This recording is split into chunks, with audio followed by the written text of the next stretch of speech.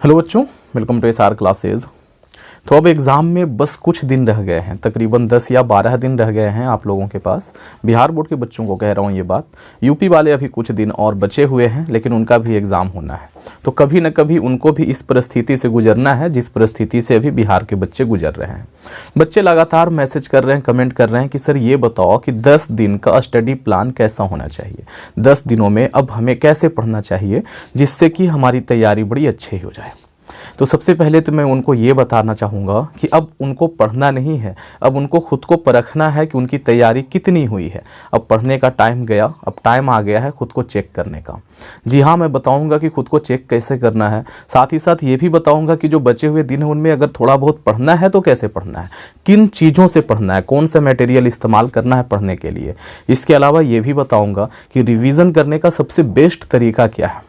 जी हाँ, रिवीजन करना इस टाइम पे बहुत इंपॉर्टेंट हो जाता है और बच्चे अक्सर ना गलत चीज़ों को पढ़ते रह जाते हैं। गलत तो खैर कुछ होता नहीं है, लेकिन हाँ, जिनको पढ़ना चाहिए उनको तो पढ़ते ही हैं, लेकिन कुछ ऐसी भी चीज़ें हैं जिनको इस टाइम पे अभी उतना ध्यान देने की ज़रूरत नहीं है, फिर भी उनको पढ़ते रह जाते हैं। तो ज़रूरत है कि अपना टाइम को बचाएं। अब सिर्फ 10 दिन रह गए हैं, तो आइए वीडियो को स्टार्ट करते हैं। 1 बाय 1 समझने की कोशिश करते हैं कि हमारा स्टडी प्लान कैसा होना चाहिए। तो सबसे पहली बात और सबसे इम्पोर्टेंट बात, अब आपकी जितनी भी पढ़ाई है तकरीबन 80% पढ़ाई जो है ना वो क्वेश्चन बैंक से होना चाहिए। सैम्पल पेपर छोड़ दीजिए, गेस पेपर छोड़ दीजिए। आपने जो नोट्स बनाया है उसको पढ़ना है और साथ ही साथ क्वेश्चन बैंक को पढ़ना है। अब ये दोनों का टाइम आ गया है। क्वेश्चन बैंक पढ़ने से ये होगा ना कि आपको आइडिया लगेगा कि पिछले साल एग्जाम में जो जो सवाल आए थे वो किस स्टैंडर्ड के थे, है ना। उससे पहले वाला सवाल क्या था, कौन कौन से सवाल हैं जो कि रिपीट हो रहे हैं, इन सभी चीज़ों का आइडिया मिलेगा आपको पता लग जाएगा कि अरे ये सवाल देखिए 2 साल पहले आया था, फिर उसके 2 साल पहले आया था, तो हो सकता है इस साल आने का चांस है ना। ऐसा चीज़ आपको वहाँ पे समझने को मिलेगा। तो क्वेश्चन बैंक से पढ़ना बहुत ज़रूरी हो गया है बच्चों। अब आप लोग सैम्पल पेपर वगैरह छोड़ दीजिए, क्वेश्चन बैंक से पढ़िए। आगे बढ़ते हैं, अगला पॉइंट हमारा क्या है उसको डिस्कस कर लेते हैं। तो हमारा दूसरा पॉइंट है कि अब आपको डेली 2.5 घंटे का टाइम लेकर के ना एक सेट लगाना है। सेट यानी कि पिछले साल जो पूछा गया था ना, क्वेश्चन बैंक से देखना है, उसका आंसर नहीं देखना है और खुद से बनाने की कोशिश करना है और खुद से ही उस पेपर को चेक करना है और देखना है कि कितने मार्क्स आपके आ रहे हैं। डेली कम से कम 2 सेट लगाया करो। अब ये टाइम आ गया है कि आप लोग सेट लगाओ। इससे क्या होगा, एक तो आपकी लिखने की प्रैक्टिस बनेगी कि 2.5 घंटे तक कैसे लिखना है। 2.5 घंटा में क्यों कह रहा हूँ भाई, पेपर तो 3 घंटे का होता है। तो वहाँ पे हो सकता है आप थोड़ा सा स्लो हो जाओ राइटिंग वगैरह बनाने के चक्कर में, तो आप ना अपना जो तैयारी है वो 2.5 घंटे का रखो। 3 घंटा बड़ा आसानी से वहाँ पर आराम से कटेगा। ऐसा नहीं होगा कि 2 क्वेश्चन छूट गए, 3 क्वेश्चन छूट गए, ये वाली स्थिति नहीं आने वाली है अगर आपकी तैयारी 2.5 घंटे की है तो। ठीक है बच्चों, तो ये वाला काम डेली करना है। डेली क्वेश्चन बैंक से एक सेट लगाइए कम से कम एक सब्जेक्ट का, ठीक है, हो सके तो 2 लगाइए। और मतलब देख लो कि 10 दिन है, हमें इतने सेट हैं, हमें सब लगा लेने हैं, ठीक है। इस तरीके से आपको ये वाला काम भी अब जरूर करना है। अब बात करते हैं 1 बाय 1 रिवीजन करने की, कि रिवीजन हम लोगों को कैसे करना है। तो सबसे पहले बात करते हैं मैथमेटिक्स की रिवीजन कैसे करना है। तो देखिए, डेली ना कम से कम 1-2 चैप्टर आप देख सकते हो। ऐसा नहीं कि 1-2 चैप्टर कैसे रिवीजन हो जाएगा सर, ये तो हो ही नहीं सकता। तो ऐसा नहीं करना है कि सारे सवाल लगाने हैं। कुछ सवाल होंगे ऐसे जो कि आपको पता होगा कि ये सवाल में ना मैं अटक जाता था, उन्हीं सवाल को एक बार फिर से दोहरा लेना है, ठीक। और साथ ही साथ उन सवालों को दोहराना है जो कभी ना कभी किसी न किसी बोर्ड में पूछा गया हो, उन सवालों को जरूर लगाइए, ठीक है। तो कौन से सवाल लगाने हैं भाई, जिनमें आप पहले कभी अटके हो, और दूसरा जो कभी ना कभी किसी न किसी बोर्ड में पूछा गया हो। इन 2 तरीके के सवालों को सॉल्व करना है पूरे एक्सरसाइज से। ये नहीं कि सारा का सारा सवाल देखने लग जाओ। हाँ, एक बार देखो कि अच्छा ये सवाल है, ऐसे में ऐसे होगा, इसका आंसर आ जाएगा, है ना। बस मन ही मन में, सेकेंडों में, मिनट भी नहीं लेना है उसमें, सेकेंडों में समझ में आ जाता है कि हाँ ये बनने वाला है। और जिसमें जरा सा भी ऐसा लगे कि अरे ये कैसे होगा, तो फट से उसको बना लीजिए, एक बार लगा लीजिए, ताजा हो जाएगा, नहीं तो आप भूल जाओगे। ये वाला काम आपको करना है। साथ ही साथ फॉर्मूले पर पूरी पकड़ होनी चाहिए। अब टाइम आ गया है कि बुक देख करके फॉर्मूला नहीं देखना है आपको, है ना। बुक में से फॉर्मूला नहीं देखना है, अब आपके दिमाग में होना चाहिए।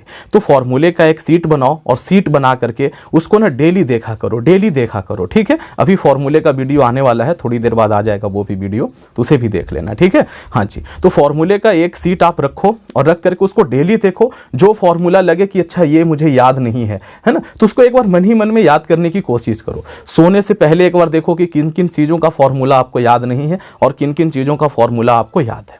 इसकी ना आप एकदम से आदत डाल लो लास्ट की इन 10 दिनों में कि हाँ भाई, सोने से पहले हमें एक बार फॉर्मूले को दोहरा लेना है कि कौन कौन सा फॉर्मूला याद है और किस में दिक्कत है। और हो सके तो जिसमें दिक्कत है ना उसी टाइम खोल कर देखो बुक कि ओहो ये ऐसे था, है ना। ये वाला काम जरूर करना है। तो मैथमेटिक्स का रिवीजन इस तरीके से करना है बच्चों, ठीक है। तो आप लोग लास्ट तक बने रहना। लास्ट में ये भी बताने वाला हूं कि ऑनलाइन रिवीजन जो वीडियो देख करके रिवीजन कर रहे हैं वो कैसे करें ताकि जल्दी हो, ये भी बताऊंगा। छोटी सी एक ट्रिक है, आप लोगों से फॉलो करोगे तो बड़ी फायदा होने वाला है, ठीक है जी। हाँ, अब बात करते हैं केमिस्ट्री की। केमिस्ट्री में हमें किन किन चीज़ों का ध्यान रखना है।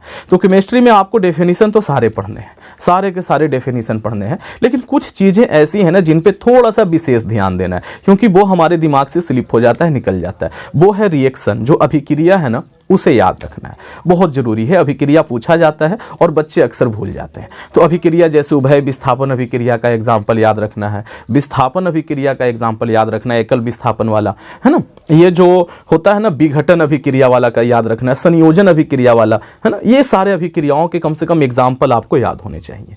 इसके अलावा क्रियाशील मूलक पर आपको पकड़ होनी चाहिए, क्योंकि वो एग्जाम में पूछा जाता है। पीएच मान आपको याद होना चाहिए। ये सब कंफ्यूजन वाली चीजें हैं जिनको आप लोगों को याद रखना है, भूलना नहीं है बच्चों, ठीक। और बाकी डेफिनेशन तो सबका याद होना चाहिए, ठीक। और खास करके उन सवालों को जरूर पढ़ना है जो पिछले साल पूछे गए हैं। आपको पता कैसे चलेगा कि पिछले साल पूछा गया? क्वेश्चन बैंक से। तो इसे भी क्वेश्चन बैंक से ही अब पढ़ना है, ठीक। वहां का आंसर मत देखो, सवाल देखो कि अच्छा ये सवाल आया, मन ही मन में देखना है। क्वेश्चन बैंक से पढ़ने का मतलब क्या है कि सारा का सारा वहीं से आंसर देखने लगोगे? नहीं भाई, उसका आंसर अच्छा नहीं लिखा हुआ रहता है। देखेंगे इस क्वेश्चन का जवाब आता है कि नहीं आता, इसका जवाब आता है कि नहीं आता। इस तरीके से आपको डेली पढ़ाई करनी। थोड़ी सी जाते जाते ये भी बता दूं कि भाई रिवीजन किस तरीके से करना है। मान लो आपने पहला चैप्टर उठाया, पहले चैप्टर का हेडिंग होता है, जो भी चीजें होती है ना, जो टॉपिक होते हैं वो थोड़े से मोटे अक्षरों में लिखे हुए होते हैं। उसके हेडिंग को पढ़ना है, सभी के हेडिंग्स को पढ़ना है। और जिसके हेडिंग में भी लगे कि वो इसका डेफिनेशन क्या होगा, जैसे ही ओ वाला आए ना आपको उसको पूरा पढ़ लेना है, ठीक। और जिसका लगे कि इसका हेडिंग ये है अभिक्रिया किसे कहते हैं, फट से समझ में आ गया, हाँ अभिक्रिया हो जाएगा, आगे बढ़िए, है ना। ये नहीं कि उसको पढ़ने बैठ जाइए, समय नहीं है आपके पास। अब जो नहीं आता है उसे ढूंढ ढूंढ कर करके हमें चुन चुन करके क्या करना है, पढ़ लेना है। जैसे होता है ना सनी देओल चुन चुन के मारता था, वैसे हमें अब ढूंढ ढूंढ कर पढ़ना है, ठीक है बच्चों। अब बात कर लेते हैं फिजिक्स की। तो उसमें भी यही है, सेम कंडीशन अप्लाई हो रहा है। पढ़ना तो पूरा है, जैसे कि रिवीजन करेंगे तो क्या करेंगे, सभी का हेडिंग पढ़ेंगे। हेडिंग पढ़ते ही अगर आंसर दिमाग में घूम जाए आगे बढ़ जाएंगे, और जिसका आंसर दिमाग में नहीं घूमे आपको थोड़ा देर उस पर समय देना है, उसको पूरा पढ़ लेना है। इसके अलावा फिजिक्स में भी कुछ बातें हैं जो कि आप लोगों को याद रखना है, मोटी मोटी बातें हैं जो मैं बताना चाहूँगा यहाँ पे। पहली चीज़ जो आपको याद रखना है वो ये है कि आपको फॉर्मूले सारे याद रखने हैं। फॉर्मूला पूरा का पूरा याद रखना है। फॉर्मूला में बच्चा अक्सर परेशान होता है और मार्क्स यहाँ से कट जाते हैं। कौन से फॉर्मूले खास करके जहाँ पर बच्चे फंसते हैं भाई, तो वो हैं विद्युत धारा वाला जो चैप्टर है, वहाँ से विद्युत धारा का चुंबकीय प्रभाव वाला जो चैप्टर है, वहाँ से बच्चे अक्सर फंस जाते हैं। तो इनके फॉर्मूले ना आप लोगों को देखते रहने हैं। इसके अलावा SI मात्रक आपको जरूर याद कर लेना है, ठीक है। SI मात्रक आप लोग याद कर लीजिए। इसके अलावा दृष्टि दोष में सुधार करने के लिए कौन सा दृष्टि दोष क्यों होता है और सुधार करने के लिए कौन सा लेंस का उपयोग होता है, ये सारे सवाल आप लोग याद जरूर कर लेना। बाकी डेफिनेशन तो पूरा याद करना ही है आप लोगों को, लेकिन ये इन सारी चीज़ों पे ना बार बार ध्यान देना है। क्यों भाई? क्योंकि भूल जाते हैं हम लोग इनको, ठीक है बच्चों। तो इनको आप जरूर से ध्यान में रखना। अब बात करते हैं बायोलॉजी का, ये कैसे होगा। तो बायोलॉजी में वही चीज़ है, पढ़ना पूरा है, क्वेश्चन बैंक से पढ़ना है, ठीक है। क्वेश्चन बैंक से सवाल देखना है, हाँ जी। अब उसमें भी थोड़ा सा तरीका है। तरीका ये है, डायग्राम थोड़ा सा बनाना है। अभी डायग्राम को वो भी उसका नाम लिख लिख करके कि हाँ भाई ये वाला अंग जो है इसका ये पार्ट है, इसका ये पार्ट है, इसका पार्ट ये है, इसका नाम ये है, ये सब कुछ को बनाना है आप लोगों को। कौन से डायग्राम बहुत ज़्यादा इंपॉर्टेंट है, तो जैसे नेफ्रॉन हो गया उसका डायग्राम आना चाहिए। और क्या हो गया भाई, तो न्यूरॉन हो गया, उसका डायग्राम आपको पता होना चाहिए। नर जनन अंग का डायग्राम आप लोगों को अच्छे से याद होना चाहिए। मादा जनन अंग का डायग्राम आप लोगों को अच्छे से याद होना चाहिए। इसके अलावा जो पाचन तंत्र है ना, उसका भी डायग्राम आप लोगों को अच्छे से याद होना चाहिए। डायग्राम जरूर याद कर लेना है, क्योंकि 5 नंबर का एक सवाल वहाँ से भी बनता है। तो इसको आप लोग जाने मत देना। आसान होता है, बड़ा ही आसान होता है और पूरे पूरे मार्क्स मिल जाते हैं अगर आपने डायग्राम साफ सुथरा बना दिया तो। पेंसिल से बनाइएगा, कोशिश कीजिएगा ज़्यादा कटपिट ना हो, अगर कटपिट होता है तो उसे मिटा दीजिएगा, पेंसिल का यही एक खूबी है ना बच्चों। तो इस तरीके से आप लोगों को पढ़ाई करनी है।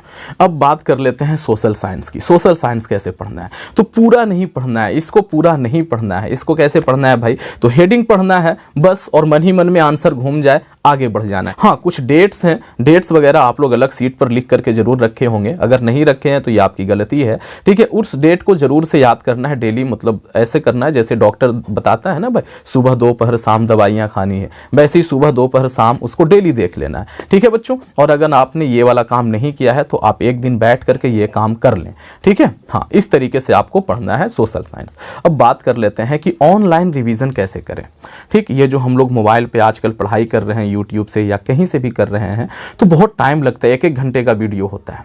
तो आप इस 1 घंटे की वीडियो को ना फट से आधे घंटे का वीडियो बना सकते हैं। कैसे भाई? तो इंटू 2 कर करके देखिए इसको, स्पीड को डबल करके देखिए, आपको समझ में आएगा। हो सकता है शुरू के 2-4 मिनट आपको पसंद ना आए, लेकिन आपको पक्का समझ में आने वाला है, क्योंकि कभी ना कभी आपने इस वीडियो को देख रखा है। और अगर आपने इस वीडियो को देख रखा है तो आपके दिमाग में वो बातें हैं, तो इतना कोई ज़रूरी नहीं है कि बहुत धीरे धीरे समझाया जाए आपको। अगर कोई बंदा फास्ट बोलेगा ना, तब भी आपको समझ में आएगा, ठीक है। तो अब टाइम आ गया है कि डबल स्पीड से देखा जाए उसको, बिल्कुल समझ में आएगा जी, यकीन मानिए। मेरा एकदम प्रैक्टिकल किया हुआ ये चीज़ है, तभी आप लोगों को बता रहा हूँ। तो आप लोग ये काम जरूर करना बच्चों। तो ठीक है, आज के लिए इस वीडियो में इतना ही रखते हैं। अगर कोई कंफ्यूजन है, कोई डॉट है, तो कमेंट सेक्शन में जरूर बताएं। और वीडियो अच्छा लगा है तो इसे एक लाइक करें, अपने दोस्तों में शेयर करना बिल्कुल ना भूलें, और चैनल को सब्सक्राइब भी कर सकते हैं। Thank you, thanks for watching. बने रहिए SR क्लास के साथ।